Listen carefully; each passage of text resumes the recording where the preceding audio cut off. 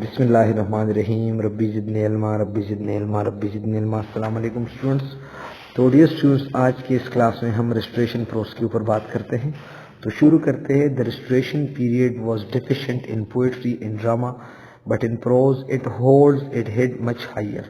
Of course, it cannot be said that restoration prose enjoys absolute supremacy in English literature because on the account of the poetic power, lack of inspiration, preferences of merely practical and prosaic subject and approach to life, it could not reach those heights which it attained.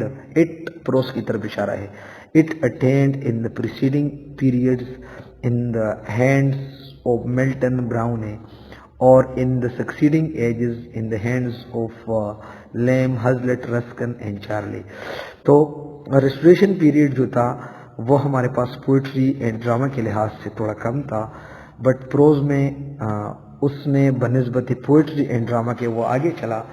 اتنا بھی نہیں ہم کہہ سکتے کہ pros نے وہ حد کراس کی، نہیں، کیونکہ اسی ٹائم پہ آپ کو تو پتہ تھا ہمارے پاس وہ تھیٹرز بھی کلوز ہوئے تھے اور بھی ہمارے پاس پوئٹک پاور اتنا نہیں تھا، تو ان کے اوپر لیک آف انسپریشن بھی نہیں تھا، مطلب کوئی ایسا چیز ان کے پاس نہیں تھا جس سے انسپائر وہ لوگ ہوتے، جو ایسا نمونہ ان کے پاس نہیں تھا، ایسا رائٹر ان کے پاس وہ نہیں تھا جس سے وہ انسپائر ہو کے اور مطلب اچھا پروز پروڈیوس کرتے۔ پھر بھی اس نے کوشش کی اور اس کس چیز کے اوپر وہ زیادہ زور اور ترجیح دیتا تھا؟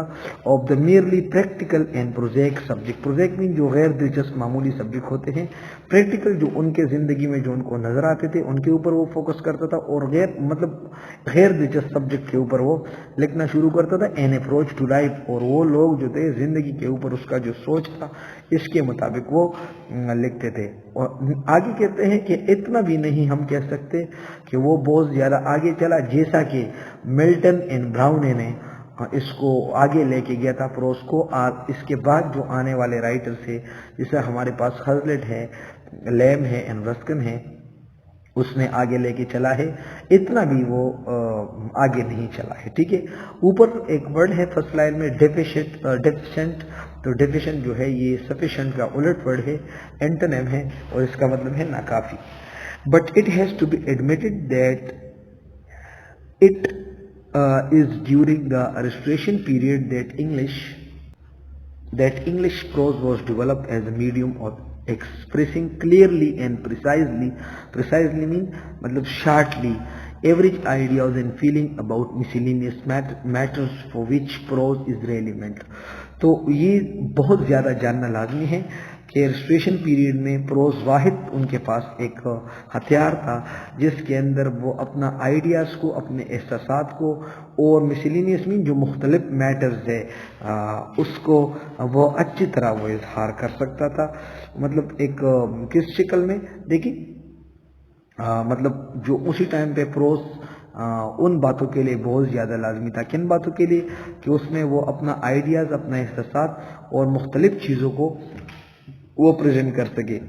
For the first time the prose style was evolved which could be used for a planned narrative, argumentative expositions and intricate subjects and handling of practical business۔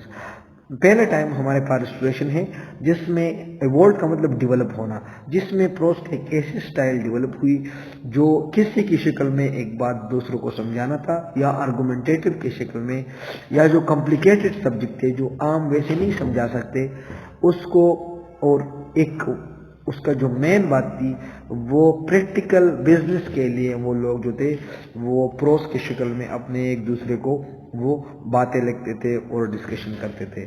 The elaborate Elizabethan prose was unsuited to telling a plain story۔ جو اس سے پہلے جو ہمارے پاس ایلزابیتھن pros تھا اس کے اندر یہ کمال نہیں تھی کہ وہ ایک پلین سٹوری آپ کو بتا سکے۔ The epigrammatic style of Bacon, the grandiloquent prose of Milton and the dreamy harmonies of Browne could not be adopted to scientific, historical, political, philosophical writings and above all novel writing۔ تو एपिग्रामेटिक style हमारे पास वो style होता है जिसको हम witty saying कहते हैं। ऐसा स्टाइल कि एक सेंटेंस बहुत सारे मीनिंग से पैक हो, ठीक है ना। तो इधर जो हमारे पास एपिग्रामेटिक स्टाइल जो था ये चार्ल्स बेकन, वो फ्रांसिस बेकन का था। ग्रैंडिलोक्वेंट प्रोज वो मिल्टन रखते थे, शान शौकत वाला pros and the dreamy harmonies Browne could not be adopted to the scientific। ये इस तरह के प्रोज जो हैं वो हम एडॉप्ट नहीं कर सकते किस चीज़ के साथ, scientific, historical and political and philosophical writing के साथ। इन सबसे बढ़ के नावल राइटिंग शुरू हुई। याद रखिएगा, नावल राइटिंग 17th सेंचुरी में शुरू हुई, 18th सेंचुरी में नावल राइटिंग डेवलप हुआ एंड 19th सेंचुरी में फुली डेवलप हुआ। Thus, with a change in the temper of the people, a new type of prose was developed in the Restoration period was essential। अब लोगों का temperament, मिजाज अलग हुआ तो इसलिए उनके मिजाज के मुताबिक एक नया तरह वो प्रोज जो है वो डेवलप हुई।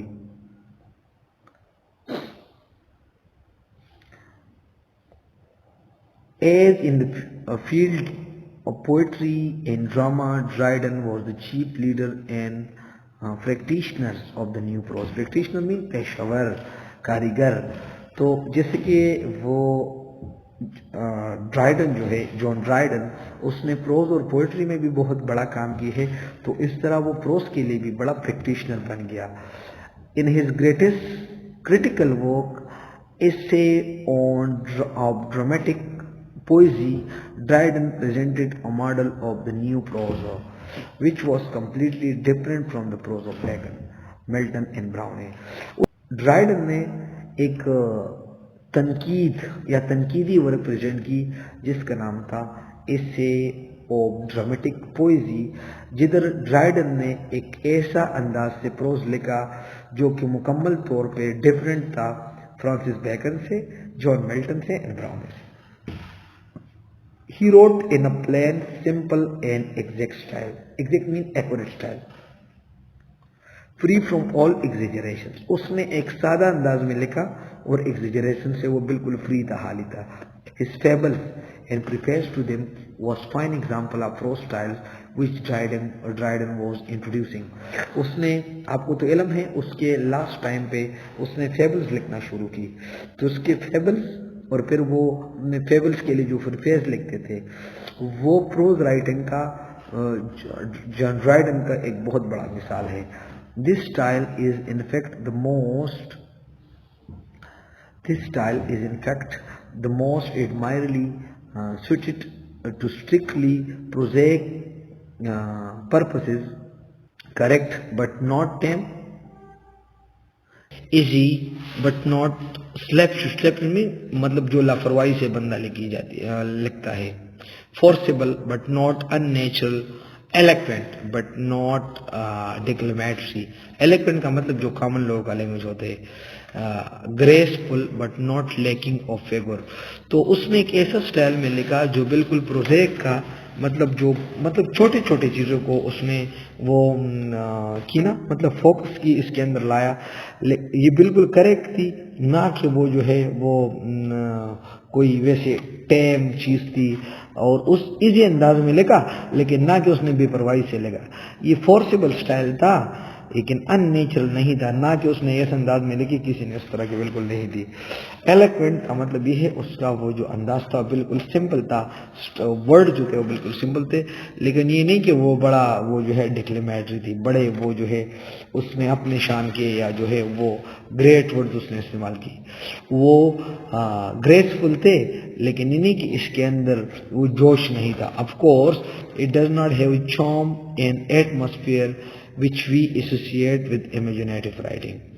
हम कह सकते हैं कि इसके अंदर वो चार्म नहीं था जो हम एसोसिएट करते हैं एक बड़े राइटर के साथ, but Dryden never professed to provide that also. और इसका यही भी कहना है कि ड्राइडन ने ना इसको मतलब अपने आप को बड़ा राइटर समझने की कोशिश भी उसने नहीं की।